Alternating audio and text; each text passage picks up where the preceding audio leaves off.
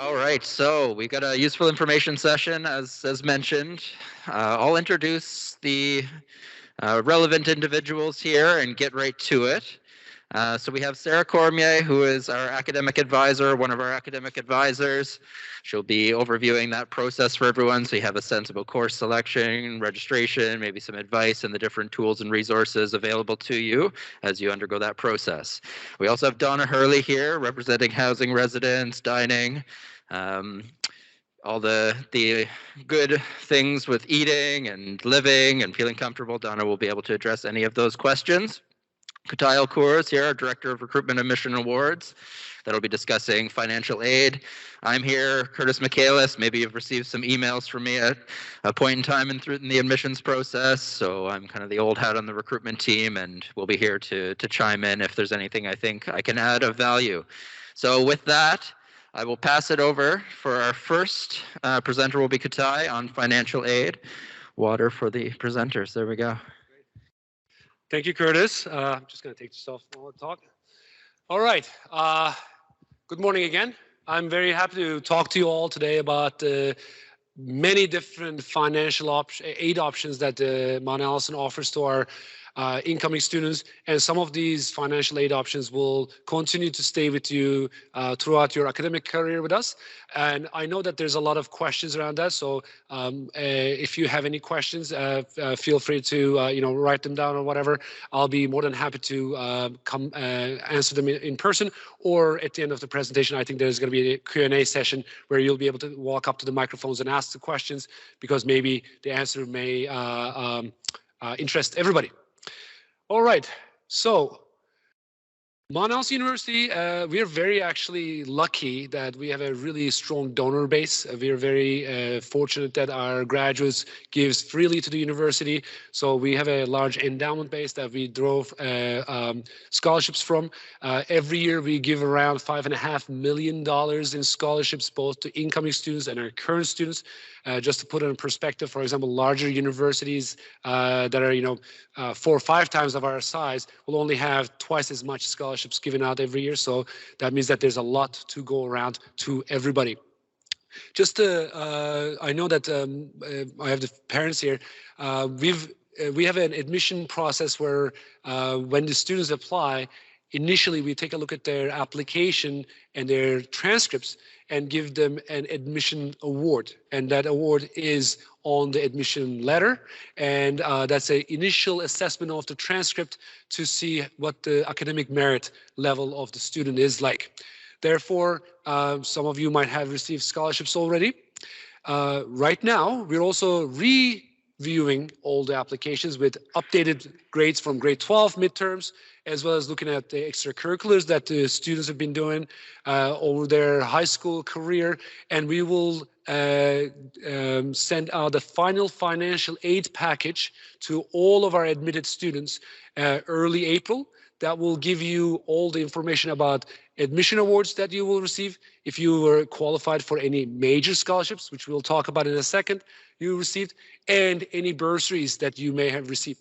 The difference between scholarships and the bursaries are scholarships are based on merit, the academic merit and extracurriculars, whereas bursaries are solely based on financial need.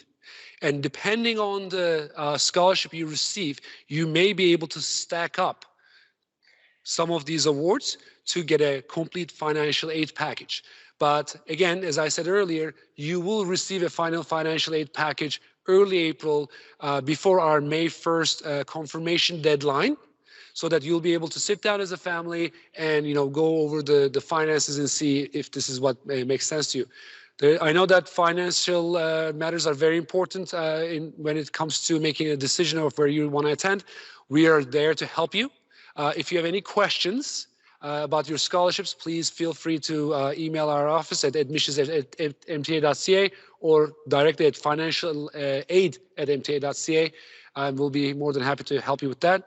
And if you confused about amount that you'll be receiving in your first year versus your second year or following years, we can also talk about that. So what are some of the major scholarships? The major scholarships are those ones that you have to apply on your admission application. We only have one application that students fills in, and most of you, are there anybody here who haven't applied to Mount Allison yet? Or do they know that they haven't applied yet? Okay, good. So you've already went through that.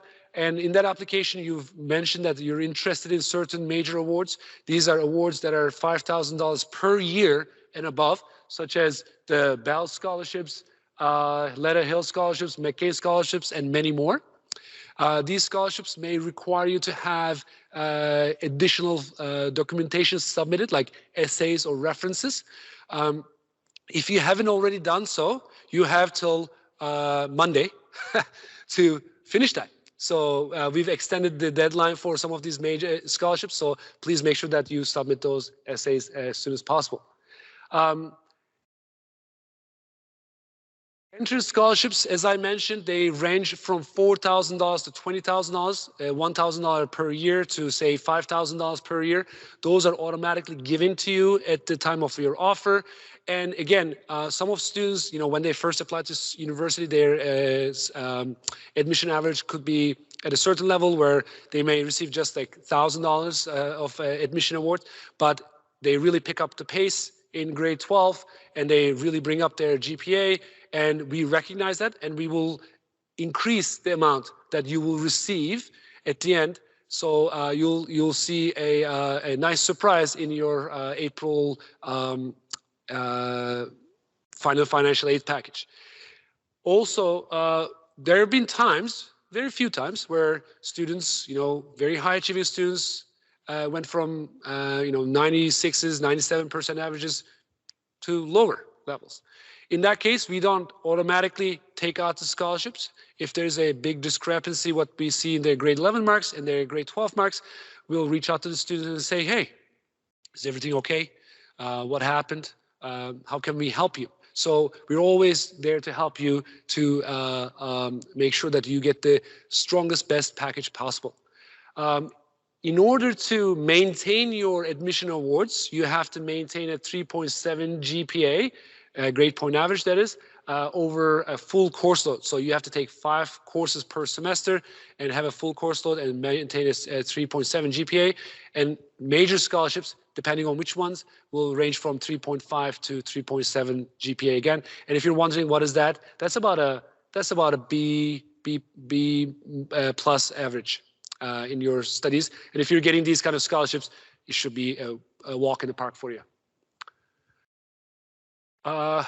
So depending on the scholarships you receive, if you receive, for example, the Bell Scholarship, which is one of our most prestigious ones, you cannot stack that with your entrance award. But if you receive an entrance award and a bursary, for example, you can stack those. So again, we'll be able to walk you through that, and you'll be able to see your complete package in early April. And if you're wondering what the eligibility or renewable criteria for all the awards, please go to our website. There's quite a few of them out there, and you can scroll through them and see if you're eligible for them and what do you have to do to maintain them.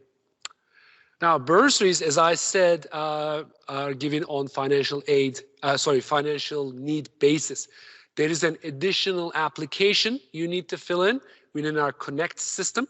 If you haven't done so, you still have some time to do that. We'll ask you some additional questions about your family situation, your, if you have siblings in this university in the same time as you are, so on and so forth. And we'll try to give you some additional support towards that. It ranges, it starts at $1,500 and then goes from there. And you can apply for it regularly so that it will be always an additional support for you ready there. And one of the things that I also want to highlight about our bursary program is that we also have an emergency bursary program too that you can decide to apply for. We know that things happen. And if you really are in a bind where you need to find additional support in financial aid, we're always there to help you. You'll just have to come to the registrar's office, and we have sit down with our financial aid advisor, and they'll be able to guide you through some of the options you have. And that's where I will stop with that. And as I said, at the end, there'll be a chance for some questions. And I'll just hand it over to Sarah for some academic advising. Thank you.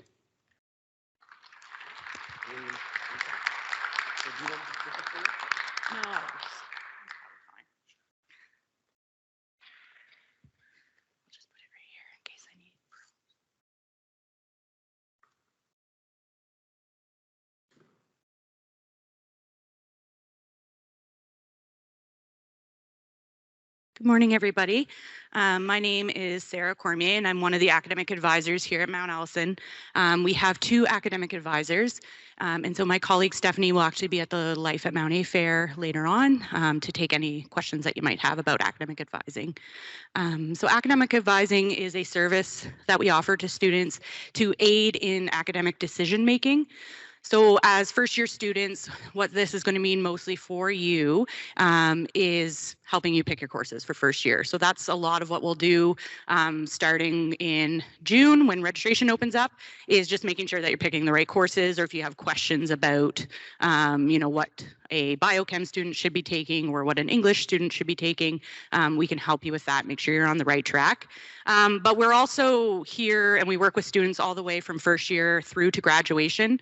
And so as you can imagine, some of the questions are going to change as you go throughout your degree. So first year it's picking courses, but then going forward, it'll be mostly like tracking towards graduation, making sure that you're choosing the right courses, helping you decide what major or minor you might be interested in, helping clarify requirements for honors, helping you understand academic standing and what to do maybe if you don't have the performance that you were hoping for, how to increase your GPA, that sort of thing. So lots of help that we can provide you.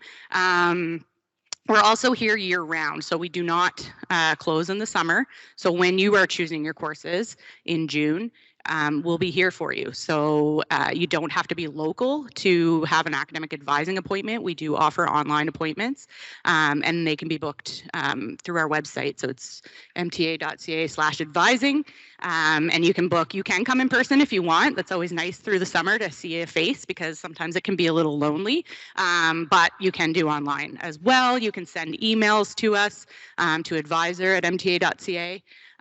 We're happy to help. We want you to ask questions. That's one of the most important things you can do throughout your time at Mount A, to us, to professors, is ask questions. So don't feel shy. Don't feel embarrassed about, thinking that you have a silly question. We want to make sure that you're reaching out to us, because we are here to help. And if you're not asking us questions, that there can be consequences to that. And it makes our job a little bit more interesting if we are engaging with the students on a more regular basis.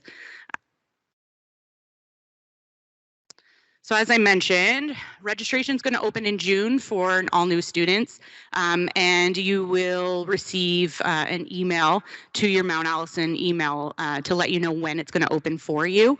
It will open to the students who've paid their registration deposit, so that's an important note. If you haven't done that already, you can do that online or at the registrar's office. So we will be sending reminders via email to you, to your Mount Allison email. So it's really important that from now on, you're kind of checking your Mount A email pretty regularly. Get in the habit of it, because it's what we're going to use to provide you with all the information that you need for course registration.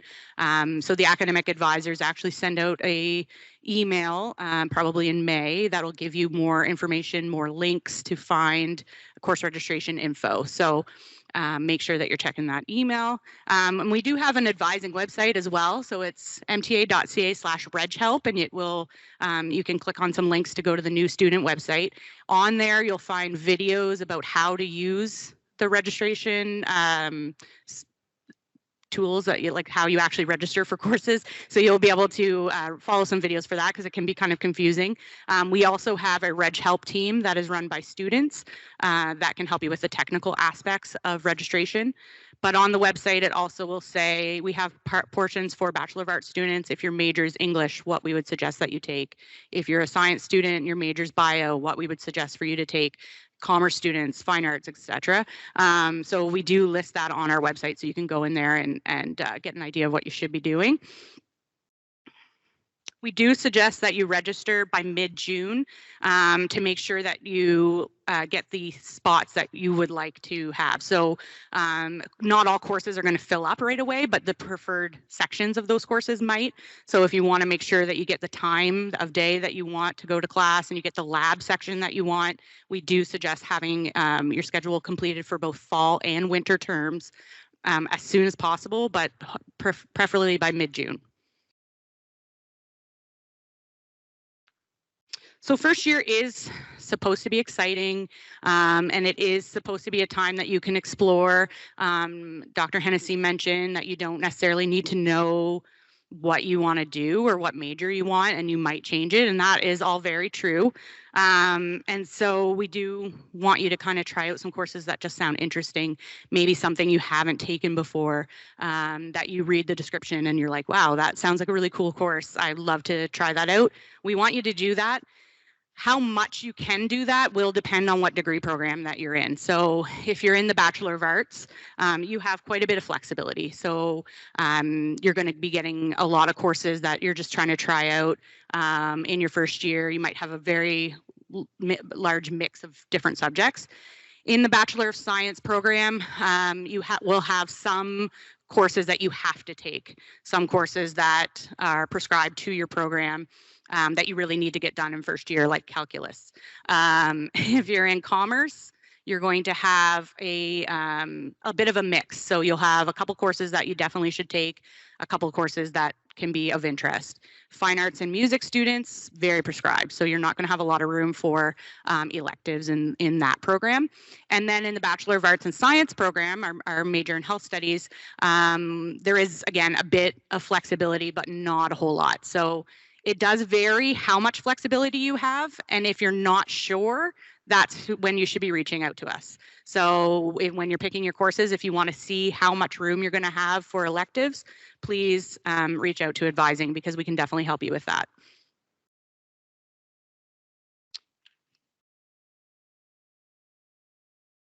So it is, yeah, so it's definitely true that you might come and aren't sure what you want to do, and we want to be able to embrace that with you, and so we can definitely help guide you through the different majors and minors that we offer, how you can combine them.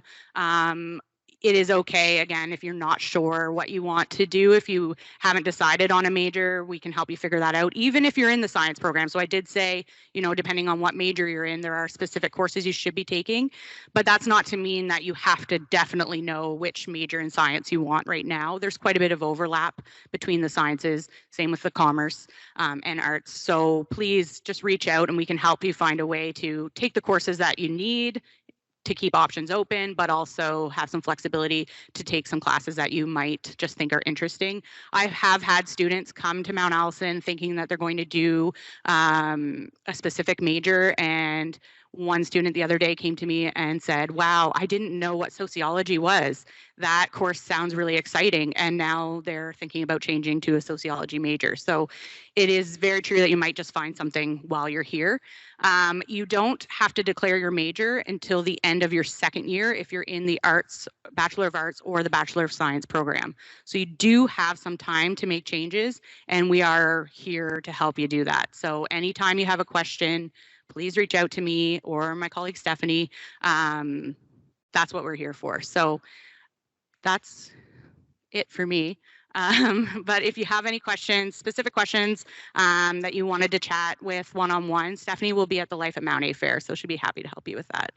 So I'm going to pass it over to Donna.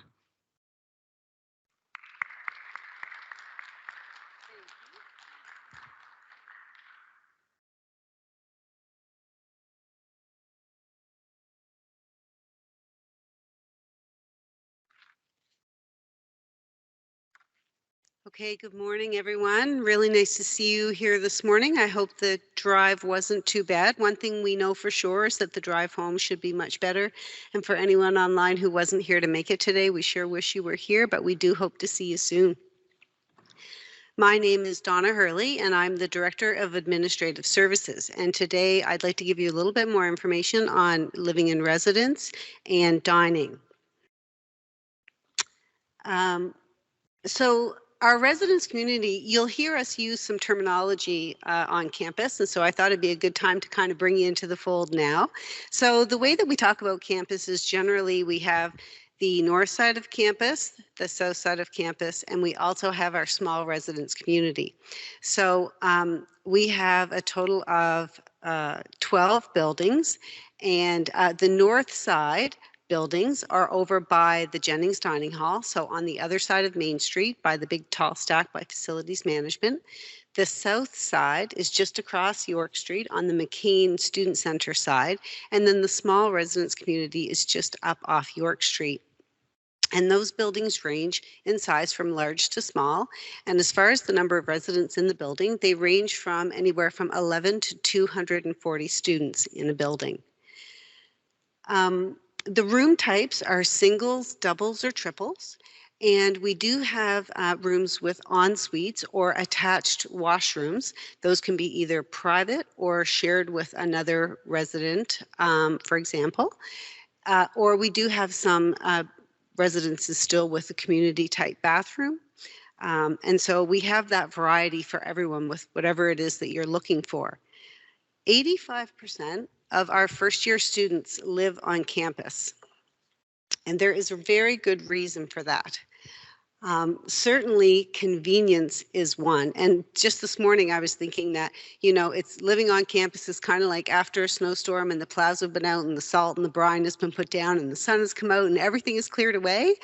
That's kind of what it's like to live on campus. So you're close to all of your classes, you're close to all campus amenities, you're close to dining. You don't have to worry about shoveling. You don't have to worry about shopping for groceries. You don't need to worry about cooking. You can really focus on your academics, your social activities, your athletics, or whatever it is you want. Of course, there's always the connection that you develop with other students, and not just students in your residence, certainly especially those, but also developing connections with other resident students as you attend different residence events. And then there's also support. So residents and on-campus support. Our residences are secured 24 hours a day, 7 days a week. And so that means that they're locked. And in order for anyone to get in, you have to use either a key or your key card. And so that is something that's really nice to keep in mind as well. We have a number of other supports in residence, actually people who live inside the building. And we have names for those positions. So we have residence assistants, which we call RAs. And they're typically upper class students who live in the building who are there to help you understand pretty much, they have a really good feel for everything on campus. So if they don't have the answer to your question, they know who to go to get the answer. We have academic mentors. We call those ACMENs for short. And these are the folks who really have information about your academics. So they'll be people who will be scheduling study sessions in your building. So if a number of people are in the same class and everyone's kind of having challenges or wants a refresher before a midterm, these are the people who will schedule those sessions for you in residence with other students you know. They'll also bring in faculty members if that's something that the students want. So they're the people to really help make those academic connections. We have house executives, which are kind of like the rah-rah of the building. And so they're the folks who are really focused on the social activities, getting people out, getting people to know each other, really making sure that there's that community feel in the buildings, even though everybody does that. And then we have live-in dons as well. So just another layer of support that if the RAs feel that there is something that they maybe need some extra help with, they'll go to the dons. And then we can reach out to the broader community if there's a need.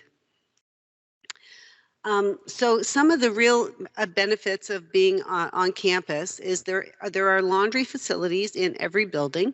And may I just say that if you are a laundry pod, Tide pod, whatever the names of the pods are, fan, if you could please throw those in the drum when you come to campus. We've been noticing that people have been sliding them in the little trays lately, and it's been bunging up the machines a little bit. So I'm just going to put that in there to help you out next year. Of course, there's internet, there's storage for resident students.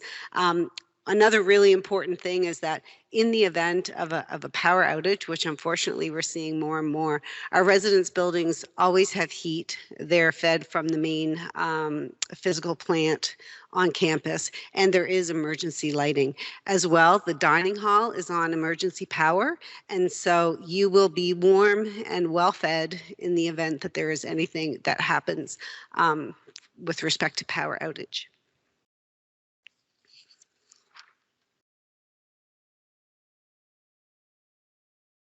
Okay, so now dining, one of my favorite topics. So the Jennings Dining Hall is the main residence dining hall, and it is on the north side, as I mentioned earlier, and you will be going there this afternoon for lunch. We have a couple of retail cafes on campus. We have Gracie's Cafe and the Flying Bean. Gracie's is in the McCain Center, just up the road, and the Flying Bean is in the library. When I was a student, you couldn't eat or drink in the library, but that's long gone by these days. You can always have a nice warm beverage and something to eat while you're studying. And then we also have the Pond, which is in the Student Center, which is our on-campus pub. The Jennings Dining Hall has an unlimited all-you-can-eat meal plan. The dining hall is open very early in the morning until late at night. There are main meal times like breakfast, lunch, and dinner. However, those meal times span anywhere from 2 to 2.5 hours. So ample time for people to be able to have a healthy meal. We do have a number of fresh food stations. And of course, the wood-fired pizza oven is one of my favorites, where there's homemade pizza made every day. Sorry for my voice. We also have the salad station, a deli bar where you can get fresh made sandwiches at any time. Thank you. We have a vegetarian station, and we have an accommodation station. So any students who may require accommodated eating for either a dietary need or a religious need, we do have an accommodation station where you can talk to someone about what those needs are. And we do cover a wide range of requirements. One thing I will say is that our dining staff really, really, really want you to have a great experience. And what we find is that the thing that kind of gets in the way sometimes is just a reluctance to ask a simple question. And so we will happily provide one-on-one support if anyone is having any challenges or concerns. One of my favorite things that I learned about the dining hall shortly after I started going was that you don't have to kind of like go to one of the stations, and you'll see this at lunch today, and kind of only go to that station. So the benefit is that you can just mix and mingle. You can grab a slice of pizza, get a bowl of soup, go grab a salad, go back and get some yogurt. You can just, that's kind of how I do it. I kind of just mingle around and pick and choose what I want from every station. And so I would encourage you to do that and not be overwhelmed. And if you find you are overwhelmed, you can always email dining@mta.ca, and we can give you a tour, just a private tour, or you can just talk to anybody who's working there and they'll help. But the dining team is very friendly, and there's nothing that we can't overcome in that building, I'm sure of it. And then one of the other things I would encourage you to do is, find your own way. So you may not be a big vegetable person, but still try to take something from the vegetable station, the vegetarian station. It's not just for vegetarians, it's just dishes made from vegetables. So try to dabble in along there, and don't, be creative with your dining hacks. I mean, one of the first things I saw when I went to the dining hall was I noticed the first person I saw put soft serve vanilla ice cream on apple crisp. It really opened my mind to what the possibilities were, because I never thought about actually taking and microwaving my apple crisp first and then walking over and putting ice cream on it. But it was pretty life-changing, and after that I was off to the races. So please find your thing. Don't feel limited when you're in there. So just one of the last two things I wanted to mention was if you haven't already registered for residence, we really do encourage you to do so. Applications are coming in and it is filling up. And secondly, I hope that all of this talk about food hasn't made you too hungry, but that it is going to make you look forward to going to the dining hall at lunch. Thanks very much.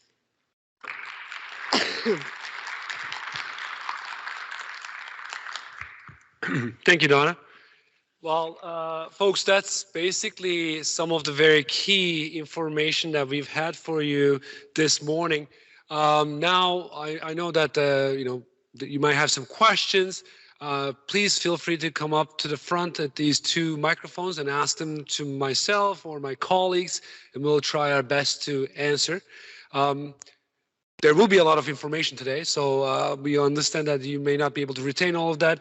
If you can't remember one thing, like anything from today, one thing you should remember is that, again, it's been said over and over again, we are here to guide you through this intense process. So please feel free to reach out. There's no question that is, too silly. There's no questions that is too irrelevant. We will be more than happy to try to help you as much as possible. And one thing that I want to say is that Mount Allison is a very highly ranked university for our undergraduate studies. But what we're really known for is actually the high ranking of our quality of our food. You wouldn't know that, but the first thing the students will complain about if something is wrong with an institution is the food. And knock on wood, we don't get any complaints about our food quality. So I'm very, very happy with what our folks at the dining services are doing. And I encourage you to sample everything today, as I will be doing that along with you. And watch out for that freshman 15. And if you don't know what that is, that's the amount of pounds you put on in your first year. For me, that was more like freshman 30. Then, eventually you get out of that. Any questions? Yes. Do you want to come to the front so that everybody can hear that? Yes. I know it's a bit of a hike, but. Well, to make up for that extra pounds,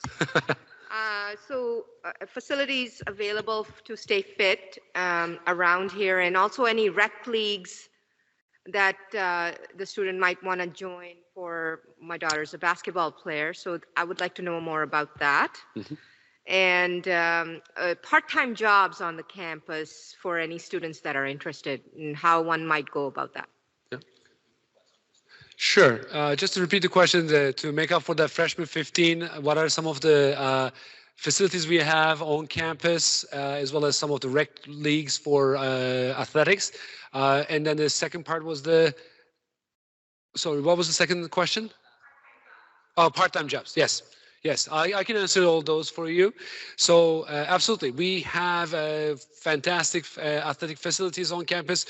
We have a fitness center and a student center, which I encourage you to walk through and take a look at it. There's cardio machines, there's weights, there's an aerobics and yoga room there. We also have the athletics facilities which is coming down the pipe, a newly renovated basketball court and athletic facilities with Olympic size swimming pool. There's also additional weight rooms in that building that is open to students' use, as well as the varsity teams. So Mount Allison, about 30% of our students are what we call scholar athletes. So they're very much involved in either varsity level, which is the highest level, the most competitive level that you can participate between the universities, or they're in the club level, which is, again, you compete against other universities, but it's not as intense as the varsity level. And then there's the intramural leagues on campus. And the intramural leagues are more for students who are looking to do sports in an interest space as a hobby, and they can easily sign up for these different intramural leagues and participate in many different things, anything from badminton to extreme frisbee. But we have very, very strong varsity teams that students can qualify to enroll as well. And athletic facilities open up early in the morning and they close late at night. So there's a lot of different time that students can go and use it. And they're part of the fees, student fees that are paid. So students don't have to pay anything extra for those. And on-campus jobs, again, we are very lucky that Mount Allison is the major employer in Sackville, both for staff and students. We have over 600 jobs available for students on campus. Students can start working as early as in the first year, although we caution a little bit against that because first year is your transition year from your high school to university life. You're going to have a lot coming your way in terms of academics, study skills, social activities. Residence life, as Donna was talking about, is quite active, so there's a lot to do. So maybe hold off on an on-campus job till your second year.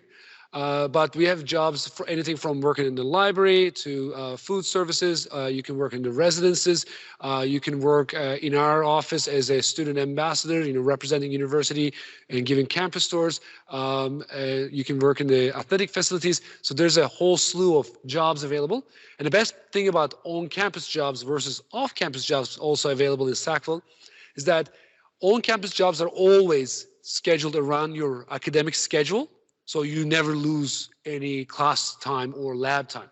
And they're quite flexible, and they usually pay a little bit over the minimum wage. So you're making some good pocket change or a little bit supplemental income for yourself when or if you need it.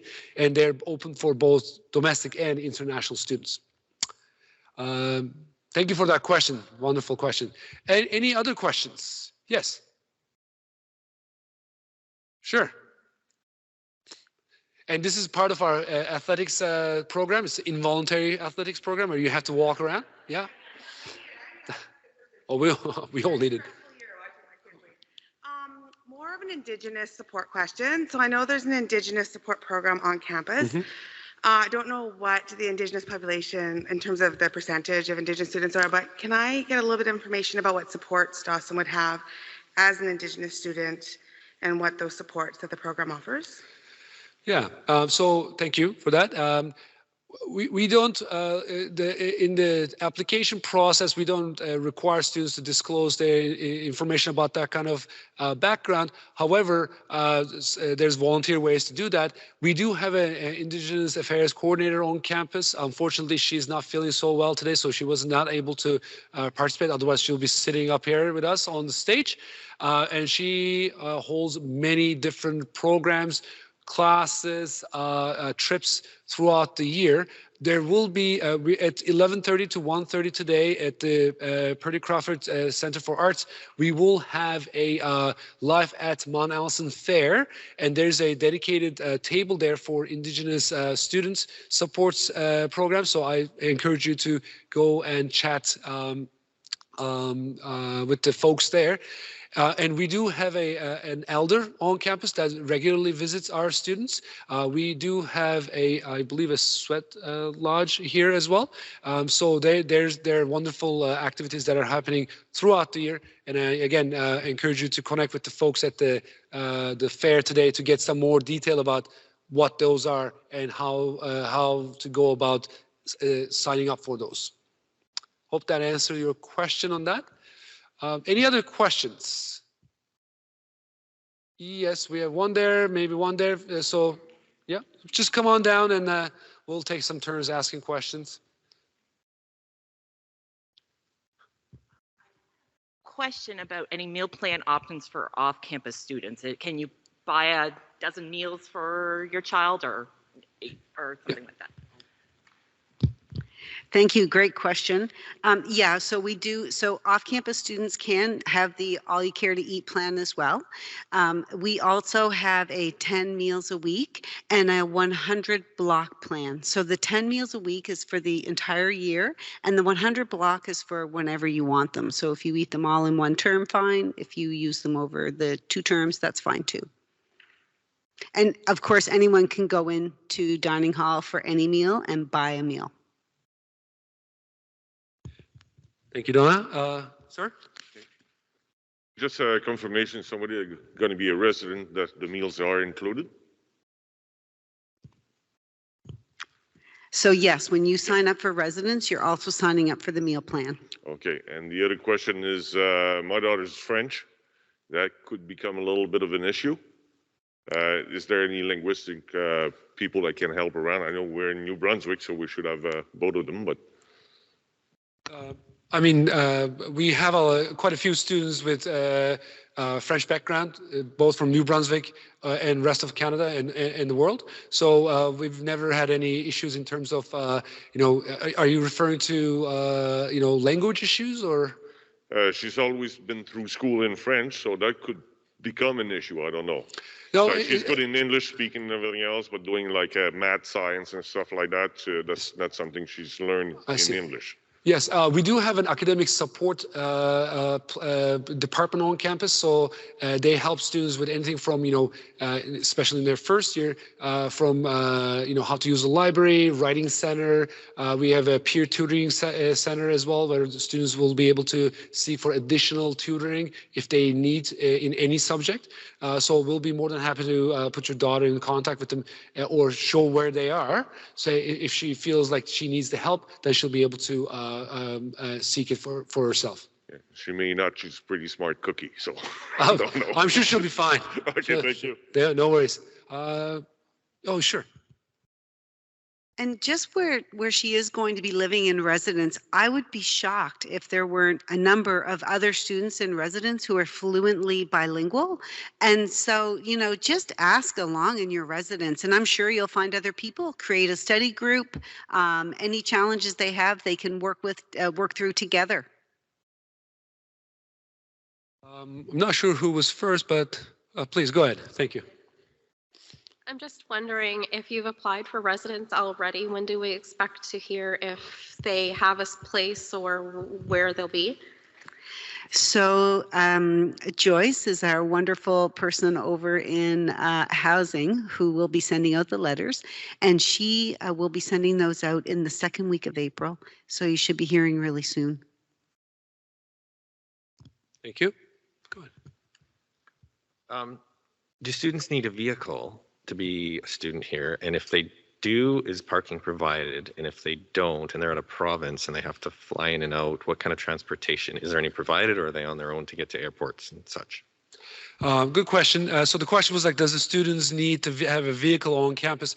So the great thing about Mount Allison is that it's a residential campus. So unless the student, sorry, let me back up. Every student has a different lifestyle. That really comes down to the student's choice. But I would say that the majority of our students do not have a vehicle on campus. We do have throughout the year, especially around the move-in dates, ways to access from the Moncton Airport to our campus. There are times where we welcome students. There are times where students can get deals on the transportation from the airports to the campus. So that wouldn't be an issue.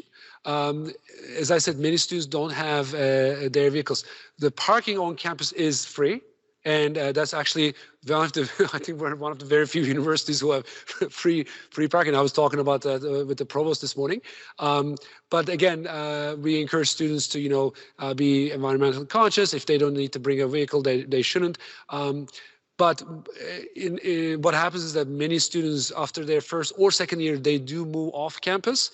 And then depending on where they live, that might become like a personal choice to bring a car to campus or not. Hope that answered your question, sir. Great. Yes. I know that Mount Allison, for example, has early birds, so I'm interested in knowing, it's like the early birds admission. I'm interested in knowing, so if, let's just say you get accepted from early birds, when you have to decide, that you have to decide on the admission, send the... Yeah, so early bird admission, early bird admission is for those students who apply for their grade 11 marks, and we look at your grade 11 marks instead of your registered grade 12 courses, and make basically a conditional offer on the say that, okay, you've done great in grade 11, we expect that that's going to continue in grade 12, and you'll be able to be given an admission on that. And that also allows you to be considered for all of our entrance scholarships and the major scholarships. So basically you're applying early with your grade 11 marks, and then we look at your grade 12 midterm marks and confirm that, yes, you're in that trajectory to go forward. But from the residence point of view, basically when you're an early bird applicant, If you apply, get accepted, pay your deposit, apply to residence, and then pay your residence deposit as well, then you're in a draw that will be done soon, as Donna mentioned, and will be in a better position to get some of your top choices of room types we try to match you with. So if you had, top 3 choices out of the 6, I believe you make, you have a better chance of getting one of the top 3 in there. But depending on the year of applications, depending on the availability of the rooms, we cannot guarantee always the top choice, but we will guarantee you, as long as you're an early bird applicant, a room or a bed on campus. So you won't always have a place to stay. But you still apply in grade 12, right? Sorry? For early birds, you still apply in like the first half of grade 12. Yes. Yes. It's just they consider your marks for grade 11. Great. We look at your grade 11 marks and then look at your grade 12 marks. Correct. Thank you. No worries. Donna, anything else you want to add on the early birds? Oh, not on the early birds. But I was just going to say, if you could just watch for those emails from Res Room with respect to the question on parking. So resident students have free overnight parking as well, but you do need a parking pass. And so Joyce doesn't like to send out a whole lot of emails, but when she does, they're really important. Tells you about room draw for next year and all of the things that will become very important for you. So please watch for her emails. And when it does come out about parking, make sure to get your parking sticker to put it in your window so that you'll be fine for overnight parking. Thank you, Donna. And actually, just on that note, when you apply to the university, you usually apply for your personal email address, which we call the applicant email address. But once you are admitted into the university, you are assigned a mta.ca email address. So throughout your first summer before arriving university, you'll still receive emails into your applicant email from my department. However, as you register into your courses, for academic advising purposes, for housing purposes, for academic support purposes, communication from your faculty, those will go into your mta.ca account only. So please make sure that you know how to access it. You know that your username, your password, and regularly check it to make sure that you're not missing up on any vital information or deadlines that are coming up. And if you don't know how to access that, again, that's not a problem. Please do contact our office and we'll be able to give you a step-by-step guide on how to access your mta.ca account. And if enter your if you somehow been able to disable your account for some security reasons, we'll be able to reactivate that for you without help from our colleagues in the computer services department. And also, please do not share your password and username with anybody, including your friends, because we want to make sure that those email addresses stays as secure as possible, especially in these days where there's a lot of phishing attempts, a lot of attempts to gain access to our systems. We ask our students to be very, very vigilant about protecting their passwords, and I'm sure that our IT director John Gillis is right now saying, yes, thanks for saying that for me. Any other questions? All right, I think we're doing fine for the, any questions from online, the folks online? So please feel free to come online and turn on your camera or your microphone and ask a question, and we'll be more than happy to answer them if we can.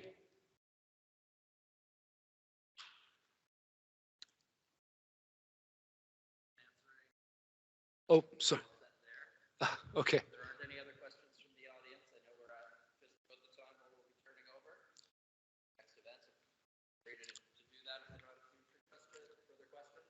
Okay. Great. So thank you so much for coming, and hope that we were able to answer some of your questions. We'll be sticking around for a few more minutes to answer any other questions, but if not, you'll all be able to see us throughout the day as well. Thank you.